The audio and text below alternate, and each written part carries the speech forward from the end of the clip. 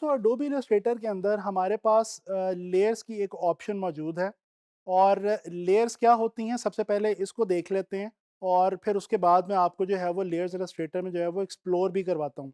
अच्छा, आम तौर पे मेरी एक पर्सनल ऑब्जर्वेशन है कि लोग सीखते हुए सॉफ्टवेयर को लेयर्स से बहुत ज़्यादा घबराते हैं, हालांकि इसकी बिल्कुल भी कोई ऐसी ज़रूरत नहीं है घबराने की।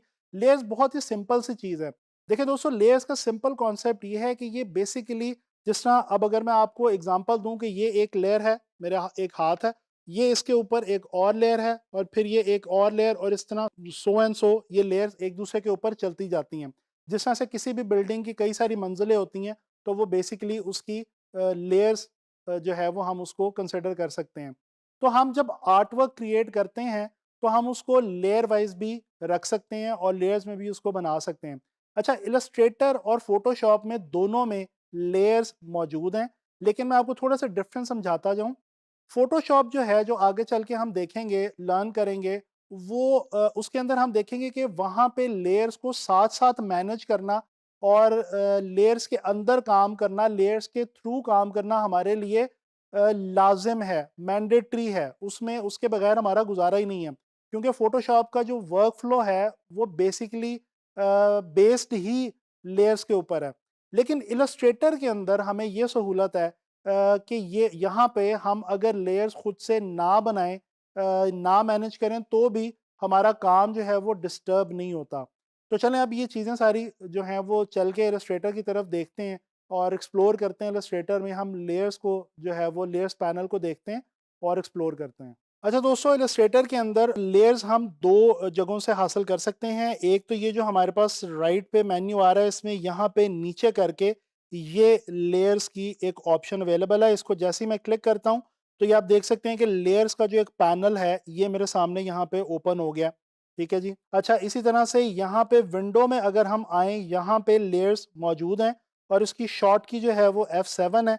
और क्योंकि मैंने यहाँ से ये लेयर पैनल ऑलरेडी जो है वो ओपन कर रखा है, इसलिए यहाँ पे ये क्लिक भी आपको लगा हुआ इसके ऊपर नजर आ रहा है। तो आप यहाँ से भी विंडो पैनल में से भी जाके ले सकते हैं और यहाँ से इन मेन्यूज में से भी अपनी जो लेयर है इसको ऑप्ट कर सकते हैं।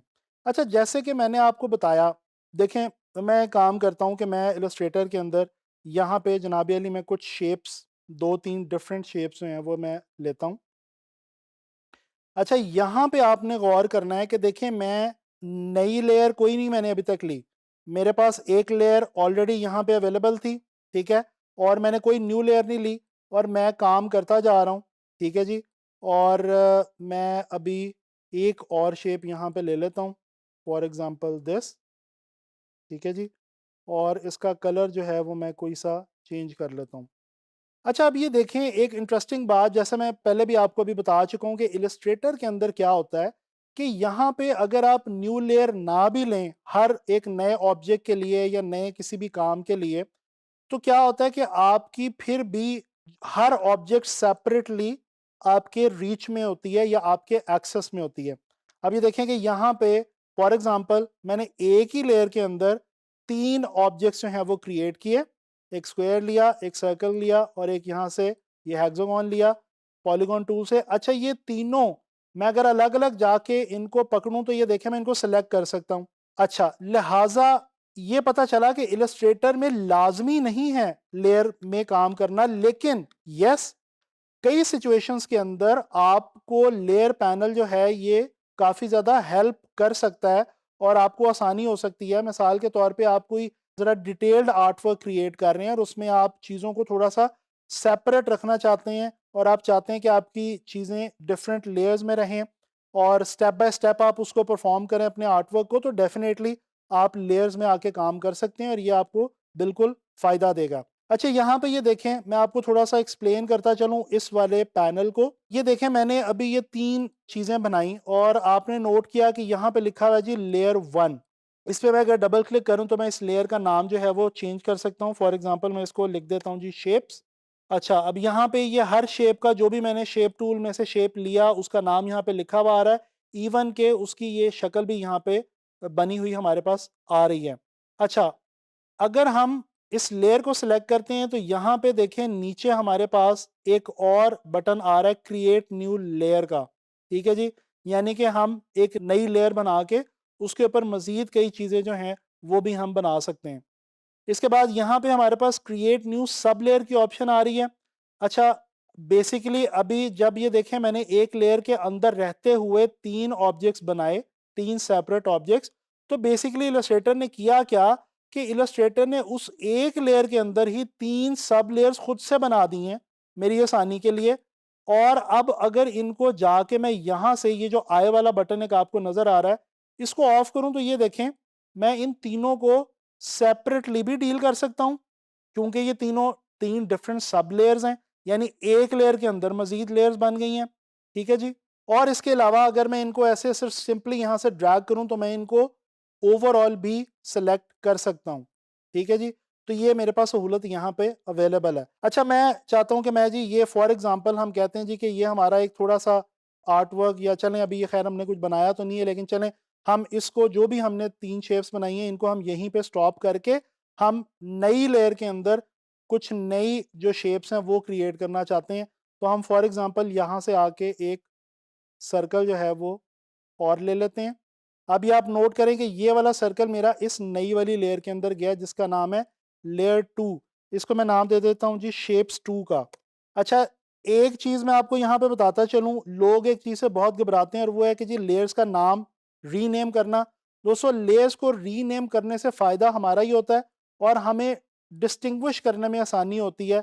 हमें ये देखने में आसानी होती है कि हमने कौन-सी लेयर के अंदर क्या चीज़ बना के जो है वो रखी थी, और कोशिश करें कि जब नई लेयर्स लें तो उनको रीनेम खुद से कर लें। अब ये देखें जी, ये हमारे पास नई लेयर के अंदर ये अलग से हमारे पास ये ऑब्जेक्ट्स आ गए हैं और ये हमारे पास अलग से एक लेयर के अंदर आ गए हैं। तो हम बेसिकली इन सारे ऑब्जेक्ट्स को ऑन दी होल इकट्ठा भी डील कर सकते हैं इलस्ट्रेटर में, और हम अगर इनको 2 सेपरेट लेयर्स के तौर पे भी अगर डील करना चाहें, कोई भी अमल इनके साथ करना चाहें, तो वो हम अलग-अलग भी कर सकते हैं। ये अलग-अलग लेयर्स में हमारे पास यहाँ पे मौजूद हैं। ये आप देख सकते हैं कि ये यानी यहाँ से आके अगर मैं ऑफ करूँ तो ये देखें इस लेयर में जो मेरी 2 शेप्स हैं ये ऑफ हो गई हैं। इसी तरह से ये मैं आपको पहले ही करके दिखा चुका हूँ ऑफ। ठीक है जी। तो ये हमारे पास एक सहूलत यहाँ पे आ जाती है। अच्छा, फॉर एग्जांपल अगर मैं इस लेयर को डिलीट करना चाहूँ तो यहाँ पे ये मेरे पास डिलीट सिलेक्शन का बटन है। मैं इसको डिलीट करूँगा तो ये मेरे से पूछेगा कि do you want to delete this layer? Yes करूँगा तो ये देखें वो जो नई लेयर बनाई थी और उसके अंदर जो हमने ऑब्जेक्ट्स लिए थे वो डिलीट हो चुके हैं इस वक़्त। ठीक है जी। अच्छा, यहाँ पे देखते हैं कुछ और ऑप्शंस हमारे पास जो अवेलेबल हैं। ज़रा इस फ्लाई आउट बटन पे जाते हैं और इस पे क्लिक करते हैं। ये देखें एक तो न्यू लेयर की ऑप्शन आ रही है। इस वाली ऑप्शन में क्या है हमारे पास, इसको भी देख लेते हैं दोस्तों। यहाँ से एक तो वही हम रीनेम कर सकते हैं जो कि हमने यहाँ से भी कर लिया था। इसके अलावा हम यहाँ पे इसका कलर दे सकते हैं। ठीक है जी। ये कलर जो है ये यहाँ पे आप देखें, ये आपको ग्रीन और ब्लू 2 कलर्स नज़र आ रहे हैं, क्योंकि बाय डिफ़ॉल्ट जब कोई लेयर बनती है तो इलस्ट्रेटर आमतौर पे उसको यहाँ पे ब्लू कलर देता है, और ये ब्लू कलर यहाँ पे आपको बाउंडिंग बॉक्स पे भी नज़र आ रहा होता है। लेकिन अगर इस वाली जगह पे यहाँ पे अब अगर मैं ये देखें इस नई लेयर में जिसका कलर मैंने ग्रीन दिया था, इसको अगर मैं एक शेप इसके अंदर क्रिएट करके उसको पकड़ता हूँ, होल्ड करता हूँ, सेलेक्ट करता हूँ, तो ये देखें इसका जो बाउंडिंग बॉक्स है वो ब्लू नहीं आ रहा, वो ग्रीन आ रहा है। तो मैं डिस्टिंग्विश कर सकता हूँ कि अच्छा ये मेरी दूसरी लेयर का ऑब्जेक्ट है और ये वाला जो है ये मेरी पहली वाली लेयर का ऑब्जेक्ट है। तो ये हम यहाँ से इसको जो है वो इनके लेयर्स जो हैं वो भी लेयर्स के कलर्स जो हैं वो भी हम डील कर सकते हैं, देख सकते हैं। अच्छा जी, इस फ्लाई आउट बटन के अंदर देख लेते हैं जी हमारे पास कुछ और ऑप्शंस भी हैं। अच्छा, यहाँ पे हमारे पास मेक क्लिपिंग मास्क लिखा हुआ आ रहा है और यहाँ पे भी हमारे पास क्लिपिंग मास्क की ऑप्शन मौजूद है। चलें ज़रा कुछ ऑब्जेक्ट्स जल्दी से लेते हैं और क्लिप मास्क देखते हैं कि यहाँ पे हम अगर क्लिप मास्क लगाएँ तो उसका हमें क्या बेनिफिट होगा, और इसमें बेसिकली हमें ये क्लिपिंग मास्क की जो ऑप्शन है ये क्यों दी गई है। ऑल्ट की मदद से मैं इसको जो है वो डुप्लिकेट कर लेता हूँ और मैं अभी फ़िलहाल इन्हीं शेप्स को जो है वो डुप्लिकेट कर रहा हूँ, और इन्हीं को मैं जो है वो दोबारा कोई और कलर जो है वो दे देता हूँ ताकि हमारा टाइम बच जाए। अच्छा जी, अब ये मैंने कुछ शेप जो हैं ये डुप्लिकेट कर ली हैं और इनको मैंने कुछ डिफरेंट जो है वो कलर्स भी दे दिए हैं। इसको मैं थोड़ा-सा अपनी कॉम्पोज़िशन को जो है वो फैला देता हूँ, और मैं क्या करता हूँ, मैं अब यहाँ से एक लेता हूँ जी सर्कल लिप्स टूल की मदद से, ठीक है। और अब यहाँ पे आके मैं क्या करता हूँ कि मैं सेलेक्ट करके यहाँ से क्लिप मास्क बनाता हूँ।